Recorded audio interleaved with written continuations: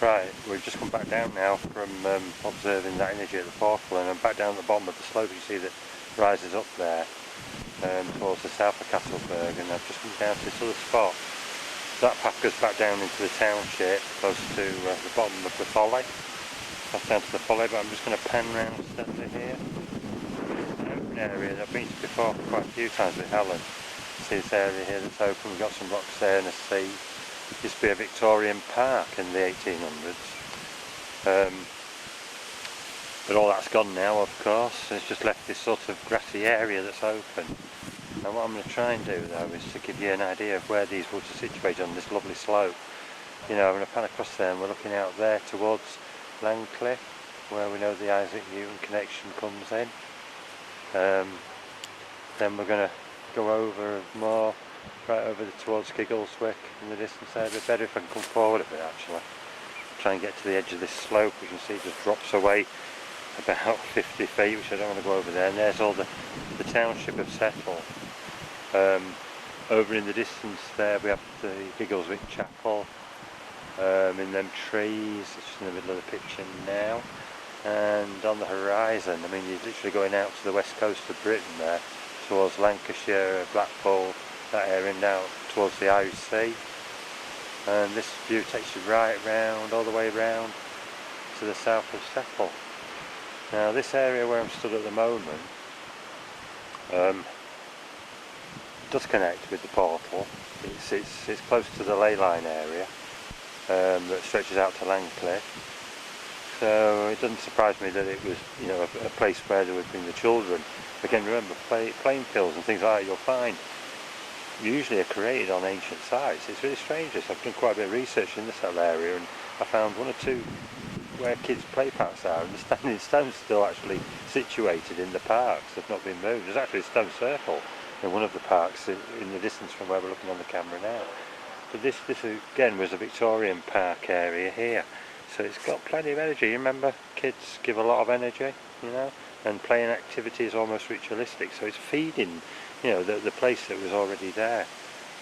I find this unusual, this place, because I do feel that it would be brilliant for channeling here. Something we've got to do, maybe an evening one time, get a group of people together and really use the energy. Then anybody interested can get in touch with me with the email if you want to come across and join in with a group meditation or channeling. It's all good evidence, because we need more people to actually come to these places where these portals are, and to actually try to pick up, you know, the energies and bring through what is there, what it's trying to get through. You know, they need our energy to actually manifest, so we need to help them to establish this connection between their dimension and ours, which we will do eventually. We're part of the, you know, we are the people who will start that process off. Down there, I'm trying to zoom in, another area that comes up quite a lot with the Freemason connection, with the secrets of this portal. There you can see on the picture the Naked Man Cafe. Strange, because they're named after something that isn't a naked man at all. But as people, you know, that are interested in Freemasonry will know, the symbolisms there, the naked man in the coffin, and you know, it's got all the orientations and all the connections with Freemasonry. And look, it's staring us straight in the face.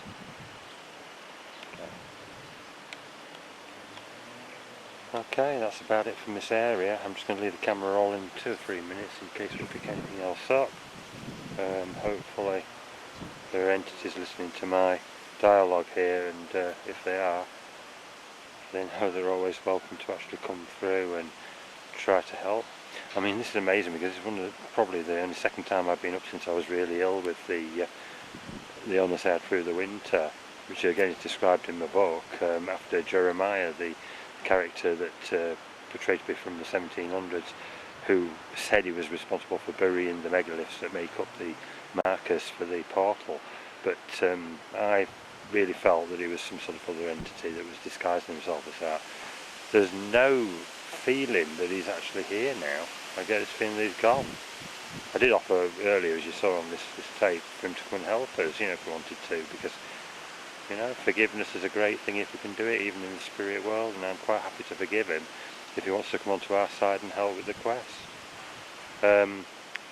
but it's almost like, you know, we're waiting for them to be ready, and I feel my energy after the illness is probably a little bit depleted. That's what I'm hoping.